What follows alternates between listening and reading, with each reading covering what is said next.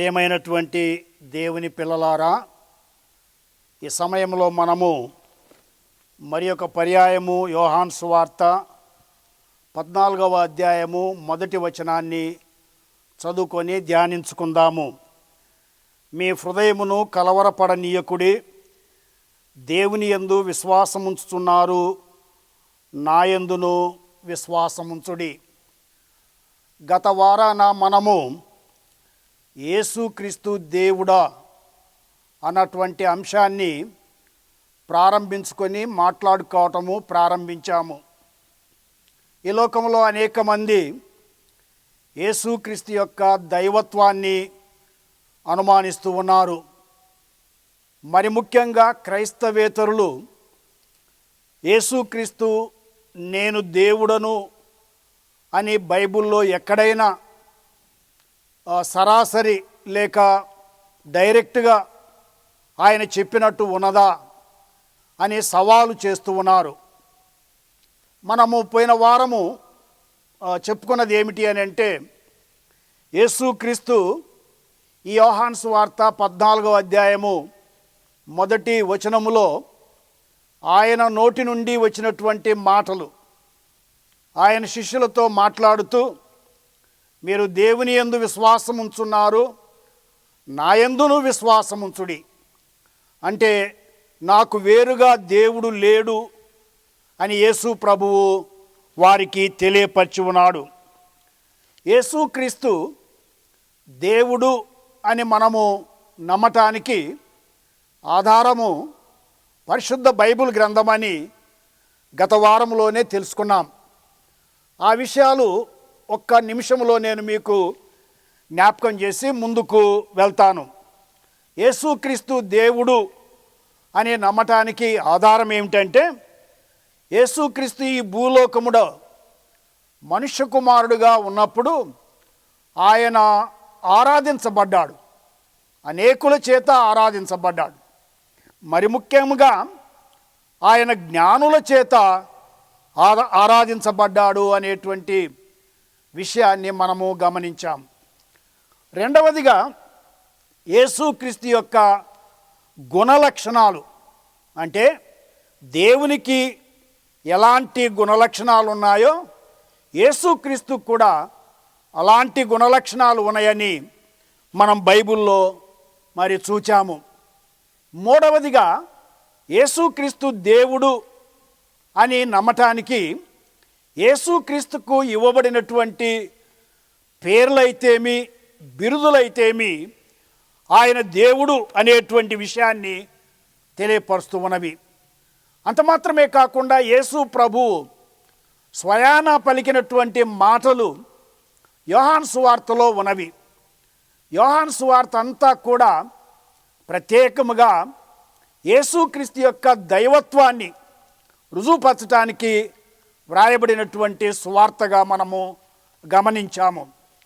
ఈ యొక్క సమయంలో ప్రియులారా, 4వ విషయము యేసుక్రీస్తు దేవుడు అని మనము నమ్మటానికి ఆయన ఈ భూలోకములో ఉన్నప్పుడు ఆయన చేసినటువంటి పనులు లేక ఆయన చేసినటువంటి క్రియలు, ఆయన పరిచర్య మనకు యేసుక్రీస్తు దేవుడు అనేటువంటి విషయాన్ని మనకు విశదంగా తెలియపరుస్తూ ఉంది.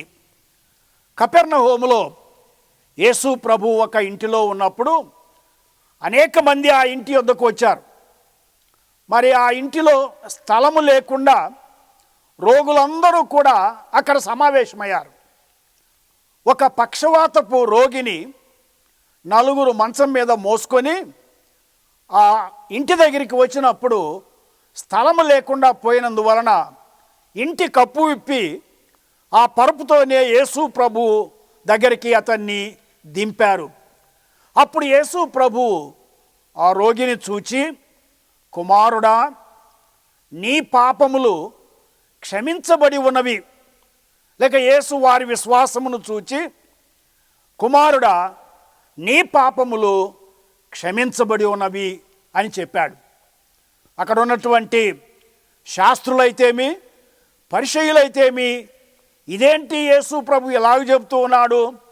పాపాలు క్షమించడానికి ఈయన ఎవరు? మరి ఈయన యోసేపు మరియమ్మల యొక్క కుమారుడు మాత్రమే కదా. పాపాలు క్షమించడానికి ఒక్క దేవునికి మాత్రమే అధికారం ఉంది. మరి యేసుక్రీస్తు పాపాలు ఎందుకు క్షమిస్తున్నాడు అని వారి హృదయంలో వారు సనుక్కుంటూ ఉంటే యేసు ప్రభు ఏమన్నాడంటే, మీ హృదయాల్లో మీరు ఎందుకు సనుక్కుంటూ ఉన్నారు? ఇదిగో ఈ రోగిని మరి నీవు లేచి నీ పడిపెత్తుకొని నడవమని చెప్పుడు సులభమా, లేక నీ పాపాలు క్షమించబడి ఉన్నవని చెప్పుడు సులభమా? ఇవి రెండు కూడా నాకు సులభమే. అతని రోగాన్ని బాగు చేయటమే కాదు, అతని పాపాలను కూడా నేను క్షమించడానికి నాకు అధికారం ఉన్నది అనేటువంటి విషయాన్ని తెలియపరిచాడు. కనుక పాపాలు ఎవరు క్షమించగలరు? దేవుడు మాత్రమే క్షమించగలడు. కనుక పాపాలను క్షమించాడు అని అంటే యేసు ప్రభు ఎవరై ఉండాలి? ఆయన దేవుడై ఉండాలి అనేటువంటి విషయాన్ని మనము జ్ఞాపకం చేసుకుంటూ ఉన్నాం. అంత మాత్రమే కాదు ప్రియులారా, ఈ భూలోకంలో ఉన్నప్పుడు యేసు ప్రభు ఒక పర్యాయము గలిలయ సముద్రములో దోణిలో ఎక్కి ప్రయాణం చేస్తూ ఉన్నాడు. చాలా అలసిపోయాడు. ఆయన శిష్యులు కూడా ఆయనతో ఉన్నారు. అయితే ఉన్నట్టు ఉండి ఆ యొక్క సముద్రములో ఆ పెను తుఫాను చెలరేగి ఆ దోణిలోనికి నీళ్లు వస్తూ ఉన్నాయి. అప్పుడు శిష్యులు ఏమన్నారంటే, ప్రభువా మమ్మను రక్షించు, ఇదిగో మేము మరి చనిపోవడానికి సిద్ధంగా ఉన్నాము అని అంటే, భయపడుతూ ఉన్నామంటే యేసు ప్రభు లేచి గాలిని సముద్రమును గద్దించినట్లుగా మత్తయి సువార్త 8వ అధ్యాయము 23వ వచనము నుండి 27వ వచనం వరకు మనం చూస్తూ ఉన్నాం. ఎప్పుడైతే యేసు ప్రభు గాలిని సముద్రాన్ని గద్దించాడో మరి గాలి ఆగిపోయింది, సముద్రము నిమ్మలమైంది. ఆ విషయాన్ని శిష్యులు చూచి ఈయన ఎవరో అని ఆశ్చర్యపోయారు. ప్రియ శ్రోతలారా, మీరు ఎప్పుడైనా మానవ చరిత్రలో విన్నారా? ఏ మానవుడైనా గద్దిస్తే గాలి ఆగిపోతుందా? ఏ మానవుడైనా గద్దిస్తే సముద్రము నిమ్మలమవుతుందా? అయితే యేసు ప్రభువు ఆయన సర్వసృష్టికర్త గనుక, దేవాతి దేవుడు గనుక, సర్వశక్తిమంతుడు గనుక ఆయన సముద్రాన్ని గద్దించాడు, గాలిని కూడా గద్దించినట్లుగా మనము చూస్తూ ఉన్నాం. మత్తయి సువార్త 14వ అధ్యాయము 13 నుంచి 21 వరకు 5,000 మందికి ఆహారం పెట్టినటువంటి విషయం కానీ, మత్తయి సువార్త 14వ అధ్యాయము 22 నుంచి 33 వరకు యేసు నీళ్ళ మీద నడిచినటువంటి విషయాన్ని కానీ పరిగణలోనికి తీసుకున్నట్లయితే మానవ చరిత్రలో నేటికి కూడా ఏ ఒక్కరూ కూడా ఇటువంటి అద్భుతాలను చేసినటువంటి వారు లేరు. యేసుక్రీస్తు నీళ్ళ మీద నడిచాడు. అనేక మంది నీళ్ళ మీద నడవటానికి ప్రయత్నం చేసి మునిగిపోయిన వారు ఉన్నారు, కానీ నీళ్ళ మీద నడిచినటువంటి వారు ఎవరు కూడా లేరు. అంత మాత్రమే కాకుండా ఈ లోకం యొక్క అంతానికి వచ్చినప్పుడు యేసు ప్రభు ఈ లోకానికి తీర్పు తీర్చనయ్యున్నాడు. ఆయన మరి న్యాయాధిపతిగా ఉండనయ్యున్నాడు అనేటువంటి విషయాన్ని మనము చూస్తూ ఉన్నాం. 5వ విషయము, యేసుక్రీస్తు దేవుడు అని మనము మరి చెప్పటానికి నమ్మటానికి కారణం ఏమిటి అని అంటే, యేసు దేవుని సింహాసనం మీద కూర్చుందునని చెప్పాడు. మత్తయి సువార్త 25వ అధ్యాయము 31వ వచనములో మనము గమనించినట్లయితే, తన మహిమతో మనుష్య కుమారుడు ఆయనతో కూడా సమస్త దూతలను వచ్చినప్పుడు ఆయన తన మహిమగల సింహాసనం మీద ఆసీనుడయ్యుండును. యేసుక్రీస్తు ఈ లోకానికి వచ్చినప్పుడు, సమస్త దూతలను వచ్చినప్పుడు ఆయన తన మహిమగల సింహాసనం మీద ఆసీనుడయ్యుండును. సింహాసనం మీద ఎవరు ఆసీనులు అవుతారు? రాజు ఆసీనుడైతాడు. యేసు ప్రభువు ఆయన రాజై ఉన్నాడు, యూదులకు రాజై ఉన్నాడు, భూలోకములో ఉన్న వారందరికీ రాజై ఉన్నాడు, రారాజై ఉన్నాడు. ఆయన దేవుని సింహాసనం మీద కూర్చుండనయ్యున్నాడు.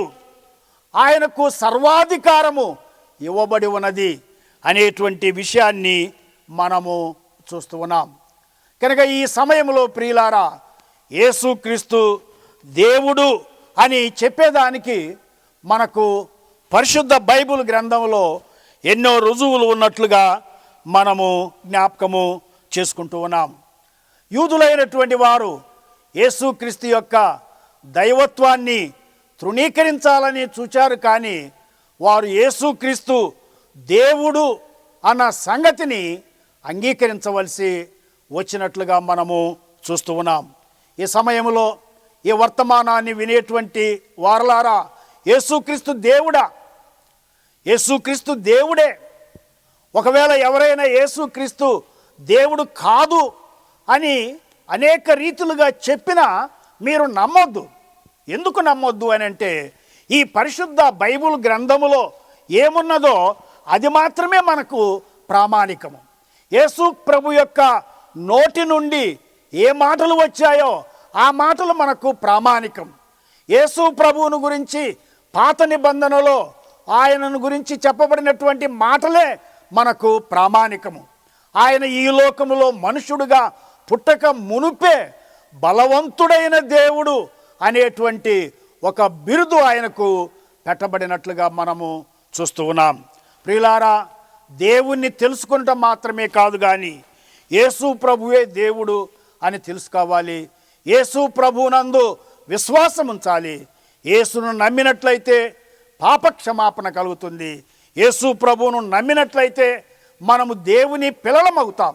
యోహాను సువార్త 1వ అధ్యాయము 12వ వచనములో చూచినట్లయితే, తన్ను ఎందరు అంగీకరించిరో అనగా తన నామమునందు విశ్వాసం ఉంచిన వారికి దేవుని పిల్లలగుటకు ఆయన అధికారము అనుగ్రహించెను. ప్రియులారా, యేసుక్రీస్తు దేవుడా అని అంటే, అవును, యేసుక్రీస్తు దేవుడే. అయితే నీ కొరకు నా కొరకు ఈ లోకానికి ఆయన మనుషుడిగా వచ్చి సిలువలో మరణించి సమాధి చేయబడి తిరిగి లేచాడు. ఆ దేవుడైన యేసు ప్రభువును నీవు హృదయంలో విశ్వసించినట్లయితే నీకు రక్షణ కలుగుతుందని మరి ఒకసారి నీకు తెలియపరుస్తూ, యేసు ప్రభునందు విశ్వాసం ఉంచమని నిన్ను హెచ్చరిస్తూ ఈ మాటలు ముగిస్తూ ఉన్నాను. ప్రార్థన చేసుకుందాం. ప్రేమగల మా తండ్రి, దయగలిగినటువంటి మా దేవ, యేసుక్రీస్తు దేవుడా అన్నటువంటి విషయానికి మీ వాక్యములో నుండి మేము జవాబును చూచాం తండ్రి. యేసుక్రీస్తు దేవుడే, ఆయన నిజమైన దేవుడు, ఆయన ఒక్కడే దేవుడు అనేటువంటి విషయాలు మాకు మీ గ్రంథంలో వ్రాయించి ఉంచినందుకు మీ స్తోత్రాలు. మీరు పలికిన మాటలు మేము నమ్ముతూ ఉన్నాం తండ్రి. ఎంతమంది అయితే యేసు ప్రభువుని నమ్మారో వారందరిని బట్టి వందనాలు చెల్లిస్తున్నాం.